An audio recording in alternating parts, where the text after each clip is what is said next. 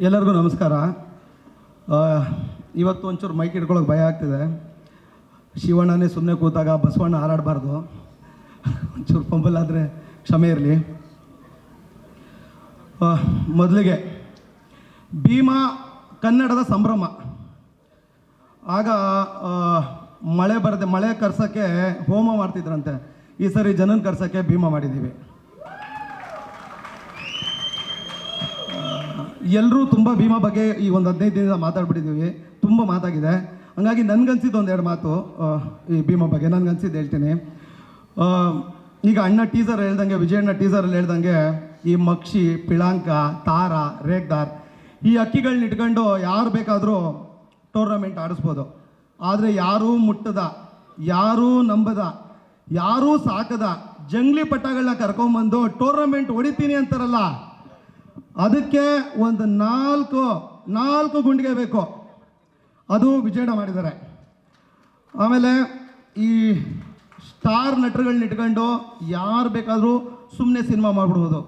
ಸುಮ್ಮನೆ ಕೂತಿರೋ ಹುಡುಗರನ್ನೆಲ್ಲ ಕರ್ಕೊಂಬಂದು ನಿಮ್ಮನ್ನ ಸ್ಟಾರ್ ನಟರನ್ನಾಗಿ ಮಾಡ್ತೀನಿ ಅನ್ನೋದಕ್ಕೆ ಒಂದು ತಾಕತ್ತು ಬೇಕು.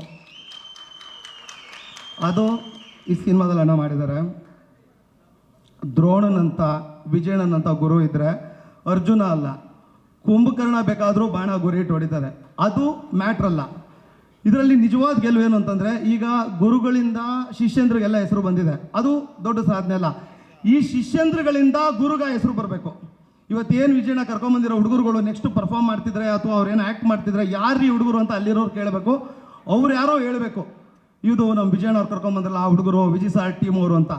ಆ ಥರ ಈ ಹುಡುಗರುಗಳು ಕೆಲಸ ಮಾಡಬೇಕು. ಇವತ್ತು ಅವರಷ್ಟು ನಂಬಿಕೆ ಇಟ್ಟು ಕರ್ಕೊಂಬಂದಿದ್ದಾರೆ, ಅವರಿಂದ ಎಲ್ರಿಗೂ ಹೆಸರಾಗಿದೆ. ಅದು ಸಾಧನೆ ಅಲ್ಲ. ಈ ಹುಡುಗರಿಂದ ವಿಜಯಣ್ಣನಿಗೆ ಹೆಸರಾಗಬೇಕು. ಒಂದು, ಈ ಸಿನಿಮಾದಲ್ಲಿ ವಿಜಯಣ್ಣ ಬರೆದಿರೋದು ಬರವಣಿಗೆ ಅಲ್ಲ, ಈ ಹೊಸ ಹುಡುಗರ ಬೆಳವಣಿಗೆ.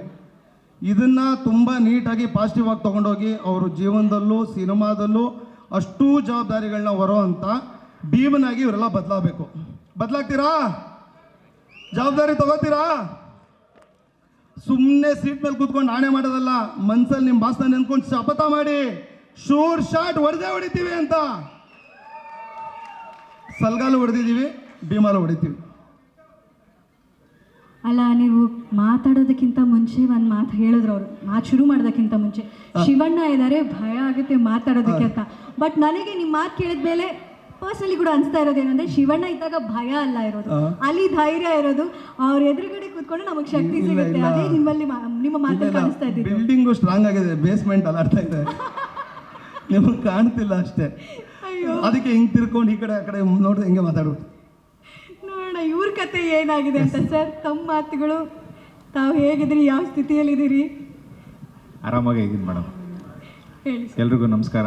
Shivanna sir, Geetha madam, thank you so much ನಮ್ಮ ಸಿನಿಮಾದ ಟ್ರೇಲರ್ ಲಾಂಚ್ ಮಾಡ್ಕೊಡೋಕ್ಕೆ ಬಂದಿರೋದಕ್ಕೆ. ಇವರು ಸರ್ ಹೇಳಿದ್ರು,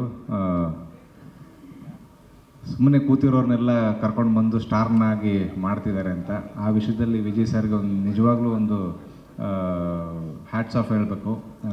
ಸಾಕಷ್ಟು ಜನ ಹೊಸ ಕಲಾವಿದರಿಗೆ, ಅಂದರೆ ಇದುವರೆಗೂ ಅಭಿನಯನೇ ಮಾಡದೇ ಇರೋಂಥ ಸಾಕಷ್ಟು ಹೊಸ ಕಲಾವಿದರಿಗೆ ಈ ಸಿನಿಮಾದಲ್ಲಿ ಅವಕಾಶ ಕೊಟ್ಟು ಡಿಸೈನ್ ಕ್ಯಾರೆಕ್ಟರ್ಗಳನ್ನ ಸೃಷ್ಟಿ ಮಾಡಿದ್ದಾರೆ. ಆ್ಯಂಡ್ ಅದೇ ಥರ ಆರ್ಟಿಸ್ಟ್ಗಳನ್ನ ಕ್ರಿಯೇಟ್ ಮಾಡಿದ್ದಾರೆ. ಆ್ಯಂಡ್ ಆಗಸ್ಟ್ 9ಕ್ಕೆ ಈಗ ತಾನೇ ಒಂದು ಪವರ್ ಪ್ಯಾಕ್ಡ್ ಟ್ರೇಲರ್ನ ನೋಡಿದ್ವಿ. ಗೆಲುವು ನಮ್ಮ ಕಣ್ಮುಂದೆ ತುಂಬ ಸ್ಪಷ್ಟವಾಗಿ ಕಾಣಿಸ್ತಾ ಇದೆ. Thank you Vijay sir and Krishna Sarthak sir and Jagadish sir, ಈ ಸಿನಿಮಾದಲ್ಲಿ ನನಗೊಂದು ಅವಕಾಶ ಮಾಡಿಕೊಟ್ಟಿದ್ದಕ್ಕೆ thank you so much. Thank you so much sir. Sudeep ಅವರೇ, ನಿಮ್ಮನ್ನ ಒಂದು ಪ್ರಶ್ನೆ ಕೇಳಬೇಕು ಅಂತಿದ್ದೆ. ಈ ಮಾಡುವಂತಹ ಪಾತ್ರದಿಂದ ಆ ಹೆಸರು ಜೊತೆಗೆ ಬರೋದು ಎಷ್ಟು ಖುಷಿ ಕೊಡುತ್ತಲ್ಲ. ಈಗ ಕಾಕ್ರೋಚ್ ಸುದಿ ಅಂತ, ಈಗ ಈ ಸಿನಿಮಾದಲ್ಲಿ ಶುಂಠಿ ಹೇಗಿರ್ತಾರೆ? Ginger very danger.